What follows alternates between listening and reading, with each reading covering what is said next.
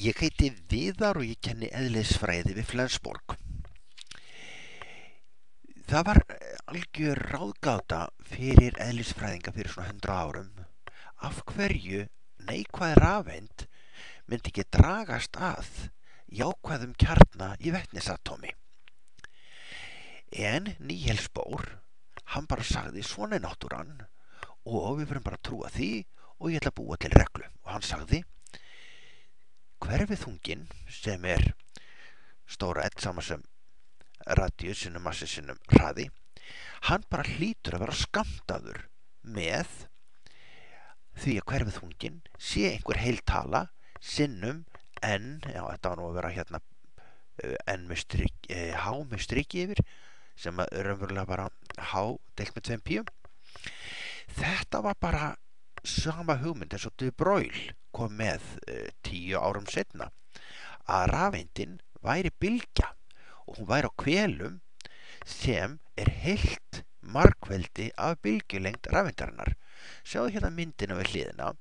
Á fyrsta hveli þá er rafeindin eins og bylgja og ummál brautarinnar er ein bylgjulengd.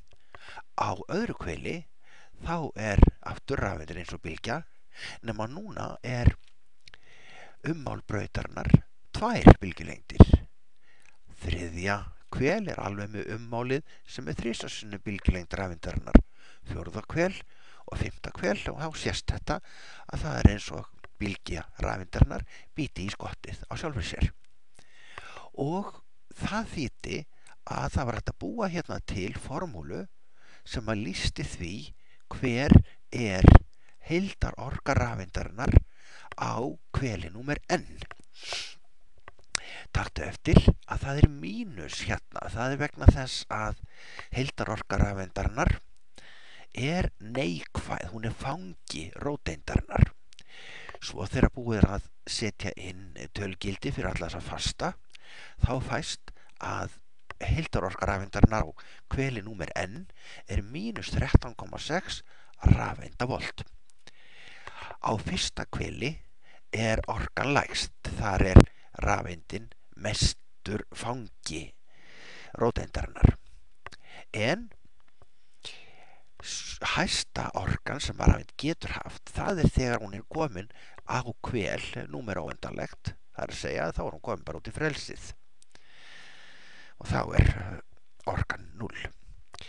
Við getum til dæmis með því að hita vetnið eða gefa því rafstuð, þá getum við örva rafeindina upp hvel, en rafeindin mun falla aftur inn að kjarnanum í einu eða fleiri stökkum og þá mun þessi rafeind gefa frá sér ljóseind sem að hefur orkuna h-sinu c deilt með lambda, og orkan 13,6 rafeindavolt sinnum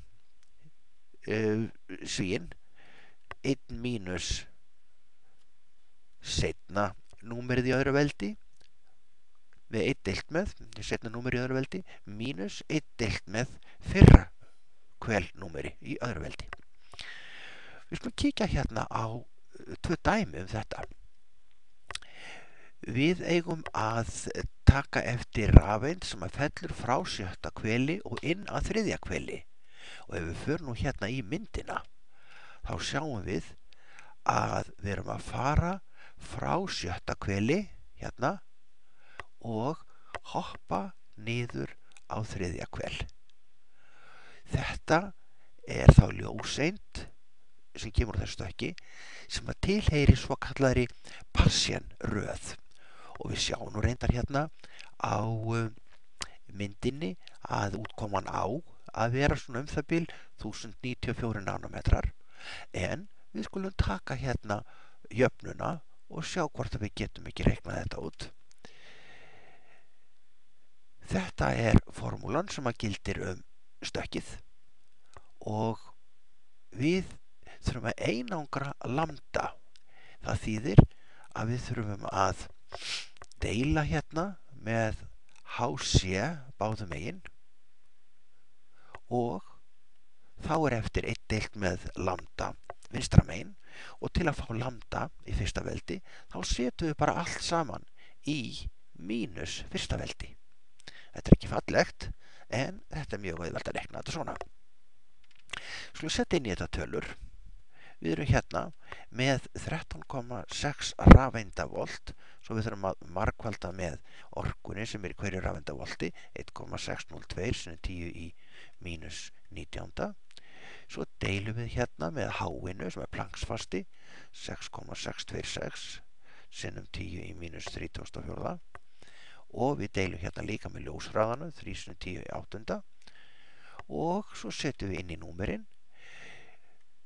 Rafeindin endar á þriðja hveli, svo þetta er 1 deilt með 3 í öðru, og hún byrjaði á sjötta hveli, svo það er 1 deilt með 6 í öðru, og við setjum þetta hérna allt saman inn í reiknivélina og ég er ekkert að orðlengja það.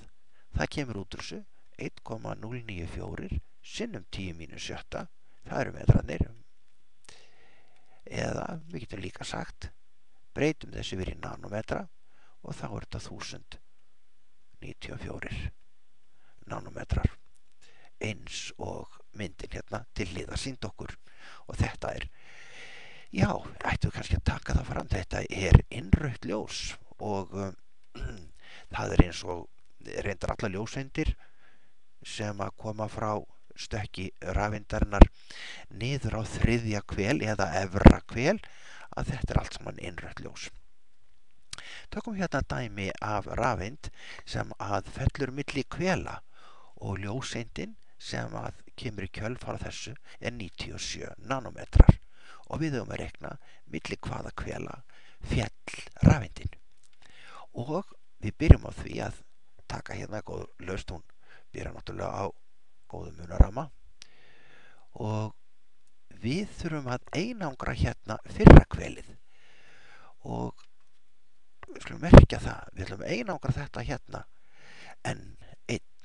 Það er vegna þess að við vitum það að 97 nanometrar er útfjólublátt ljós, 97 nanometrar er útfjólublátt og það þýðir að rafeindin, hún hefur stokkið niður á fyrsta hvel. Ef við kíkja á myndina hérna þá sjáum við í stökkum sem að enda hérna á fyrsta hveli þá erum við með útfjólublátt ljós. Þetta er svo stutt bylgjulengd að augað greinir þetta ekki og þetta heitir Lyman röðin. Það þýðir að N2 er sama sem Jæja, við skulum kíkja hérna á hvernig við einangrum N1. Eigum við ekki bara að byrja á því að deila hérna með 13,6 rafeindavoltum báðum megin og þá fáum við þessa hérna útgáfu af lausninni. Svíinn er farinn, við ætlum að einangra N1, já, þannig að þetta er N1 hér hjá mér og er þá ekki bara sniðugt að við tökum vinstri hliðina, við drögum hana frá báðum megin en tökum 1 deilt með N1 í öðru og bætum því við báðum megin. Það þýðir að við erum með 1 á móti N1 í öðru veldi og til þess að koma N1 upp á strik þá verðum við að hafa mínus og til þess að losna við annað veldið þá tökum við kvadratrót. Það þýðir að við getum sett inn í þessa formúlu okkar. Þannig að N1 er þá sama sem 1 deilt með, já, rafeindin enda á fyrsta hveli, þannig að þetta er 1 deilt með 1 í öðru og svo setjum við Plancks fastan 6,626 sinnum 10 í mínus 34 og margföldum með ljóshraðanum 3 sinnum 10 í 8. og hér þurfum við að deila með 13,6 rafeindavoltum en hvert rafeindavolt er jú 1,602 sinnum 10 í mínus 19 júl. Nú þessi svíi, hann fer allur bara í veldið mínus hálfur og út úr þessu fáum við töluna 4,103 svo að það þýðir að þetta er fjórða hvel sem við byrjuðum á og við enduðum fjórða hvel og til fyrsta hvels. Nú kanntu nógu mikið til þess að reikna æfingadæmi sem eru hérna við hliðina og 2 af þeim koma lítið breytt í næsta örprófi. Gangi þér vel.